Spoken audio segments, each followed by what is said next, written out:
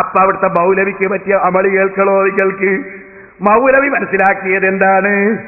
ശാഖാപരമായ വിഷയങ്ങളിൽ ഇമാമിങ്ങൾക്കിടയിൽ, പണ്ഡിതന്മാർക്കിടയിൽ ചില ചില്ലറ ഭിന്നതകൾ ഉണ്ടാകും. അത് അല്ലാഹുവിന്റെ റസൂലിന്റെ കാലം മുതലേ ഉണ്ടെന്ന് ഇന്നലെ ഞാൻ പറഞ്ഞു. ആയിഷ ബീവിയും ബഹുമാനപ്പെട്ട സിദ്ദീഖുൽ അക്ബർ റളിയല്ലാഹു അൻഹു തമ്മിൽ വിവാഹമോചനം നടത്തപ്പെട്ട പെണ്ണിന്റെ ഇദ്ദയെ സംബന്ധിച്ചുള്ള രണ്ട് വീക്ഷണം ഇന്നലെ ഞാൻ പറഞ്ഞു. അതുപോലെ മുസ്ലിമീങ്ങൾ മനസ്സിലാക്കണം, എന്റെ സനദിൽ തന്നെ പെട്ട ആളാണ്, അങ്ങേയറ്റത്തുള്ള ആളാണ് ഇമാം ശാഫിഈ റളിയല്ലാഹു അൻഹു. ശാഫി ഇമാമിന്റെ സനദാണ് ഇമാം മാലിക് റളിയല്ലാഹു അൻഹു. മാലിക് ഇമാമും ശാഫി ഇമാമും തമ്മിൽ തലതടകുന്ന സ്ഥലത്ത് ശാഖാപരമായ ഒരു ചർച്ചയുണ്ട്. എന്താ ചർച്ച? തല മുഴുവനും തടകിയാലേ സഹീഹാകൂ. മാലിക് ഇമാം അങ്ങനെയാ പറയുന്നത്. ശാഫി ഇമാം പറയുന്നതോ തലയിൽ നിന്ന് അല്പം തടകിയാലും സഹീഹാകും. ശാഫി ഇമാമിന്റെ സനദിൽ നേരെ വേലയുള്ളതാരാണ്? ബഹുമാനപ്പെട്ട മാലിക് ഇമാം റളിയല്ലാഹു അൻഹു ആണ്.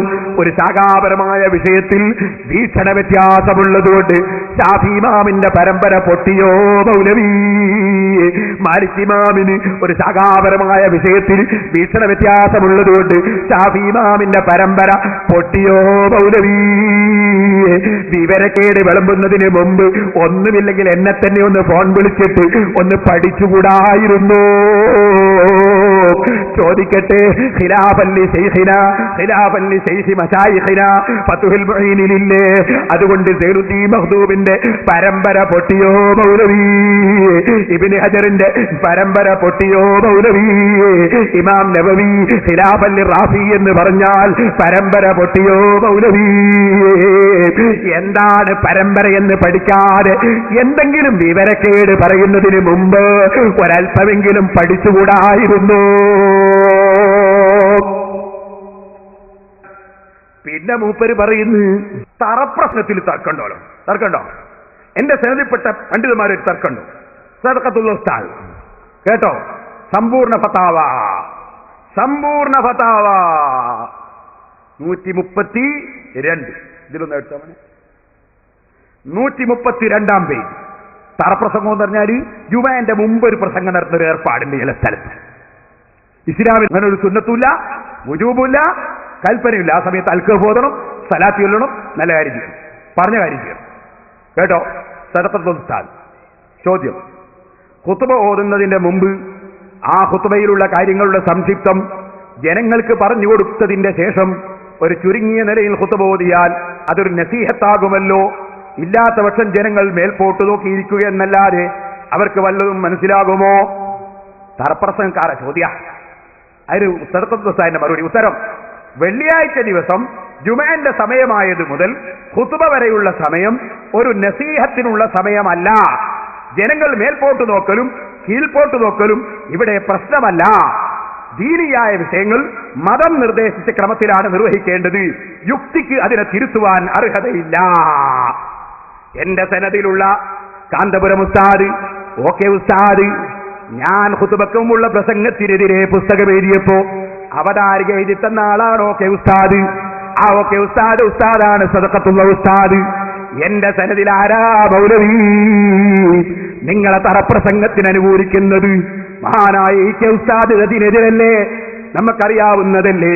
മംഗലാപുരത്തിനടുത്തൊരു സ്ഥലത്ത്, അതേ തലപ്പാടി, ഒരാള് ജുമഅന്റെ മുമ്പ് ഒരു പ്രസംഗം.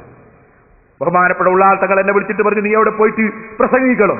ഞാൻ പ്രസംഗിച്ചപ്പോ അവിടുത്തെ മൗലവി പറഞ്ഞു, വാദപ്രവാഹത്തിന് വരണം. തങ്ങൾ പറഞ്ഞു, നീ വാദപ്രവാഹത്തിന് പോകണം. ഞാൻ പറയും, തങ്ങൾ വരുത്തണ്ട, എവിടെയും പോയി വാദപ്രവാഹത്തിന് ഒരു കിതാബ് എടുത്തു പോയി. മൗലവി വന്നില്ല. ഒരു തങ്ങൾ മൗലവിയാ, വന്നില്ല. എന്നിട്ടോ ഞാനിങ്ങനെ അവിടുത്തെ കിതാബൊക്കെ വായിച്ചു, ഒക്കെ വിവരിച്ചു വന്നു. ഈ കക്ഷികളെ തീർന്നറിയോ? ഈ.കെ. ഉസ്താദിന്റെ അടുത്ത് പോവാന്ന്. ഈ.കെ. ഉസ്താദിന്റെ അടുത്ത് പോയി. കെസ്റ്റാന്റെ ഒരു ചങ്ങാതി എന്ത് ചെയ്തു എന്നറിയോ? ഈ.കെ. ഉസ്താദിനോട് പറഞ്ഞ്, ആ പേരോട് വന്നിട്ട് ഞങ്ങൾ നാട്ടിൽ പ്രശ്നം ഉണ്ടാക്കില്ല. ഈ.കെ. പേരോടൊന്നും ഇവിടെ പറയണ്ട, എന്താ വന്നതെന്ന് പറയാന്ന്. പേരോടൊന്നും ഇവിടെ പറയണ്ട, എന്താ വന്നതെന്ന് പറഞ്ഞു. ഇയാള് പറഞ്ഞു, നമ്മളെ നാട്ടില് ഖുത്ബന്റെ മുമ്പ് വിവരമില്ലാത്ത ജനങ്ങളായതുകൊണ്ട് ഉസ്താദെ, ഖുത്ബന്റെ മുമ്പ് കുറച്ച് വിഷയോ ആളുകൾക്ക് ഖുത്ബയെ പറയുന്ന വിഷയോ ഒന്ന് വിശദീകരിച്ചു കൊടുക്കുന്ന ഒരു പരിപാടി ഉണ്ട് തലപ്പാടിയിൽ. അത് കറാഹത്താണ് എന്ന് പറഞ്ഞിട്ട് പേരോട് പ്രസംഗിച്ചു. ഞങ്ങളതാ എഴുതാൻ പേരോടൊക്കെ ചെറിയ കുട്ടികളാണോ, അയാൾക്കൊക്കെ അത്ര മാത്രമേ അതിനെ സംബന്ധിച്ച് പറയാൻ പറ്റുള്ളൂ. അത് ഹറാമാണ് എന്ന് പറയോ ദലീക്കെ? ഓ മുസ്ലിമീങ്ങളെ, തലപ്പാടിയിൽ പോയി നിങ്ങൾ അന്വേഷിക്കൂ. അവരൊക്കെ ഞങ്ങളെ നേതാക്കളാണ്. മൗലവി എത്ര ശ്രമിച്ചു മഹാനായ കിയന ഉസ്താദിനെതിരെ, സദഖത്തുൽ ഉസ്താദിനെതിരെ, ഈക ഉസ്താദിനെതിരെ, കന്യത്ത് ഉസ്താദിനെതിരെ പേരോട് വല്ലതും പറഞ്ഞതായി ഒരു ക്ലിപ്പ് കിട്ടാൻ, ഒരു കേസറ്റ് കിട്ടാൻ, ഒരു പുസ്തകം കിട്ടാൻ എത്രയായി കൊല്ലങ്ങളായില്ലേ മൗലവി ശ്രമിക്കുന്നു. വെല്ലുവിളിച്ചില്ലേ നെഞ്ഞൂക്കോടുകൂടി കിയന ഉസ്താദിനെ നിസ്സാരപ്പെടുത്തിയൊരു വാക്ക്, സദഖത്തുൽ ഉസ്താദിനെ നിസ്സാരപ്പെടുത്തിയൊരു വാക്ക്, ഈക ഉസ്താദിനെ നിന്ദിച്ചൊരു വാക്ക്. ഞാൻ പറഞ്ഞത് എന്റെ കാണിച്ചു തരാമോ? എന്നെ കൊണ്ട് ഫിത്ന പറയുന്ന ഫിത്നക്കാര് പറഞ്ഞതല്ലേ നിങ്ങളെടുത്ത് ഉദ്ധരിച്ചത്? ഞാൻ പറഞ്ഞത് കാണിച്ചു തരാമോ? 1000 കുതിരശക്തിയോടെ ഇപ്പോഴും വെല്ലുവിളി നാദാപുരത്ത് വിളങ്ങുന്നു. മൗലവി ധൈര്യമുണ്ടെങ്കിൽ വാ, ധൈര്യമുണ്ടെങ്കിൽ കാണിക്കൂ. കള്ളം പറഞ്ഞാ പോരാ.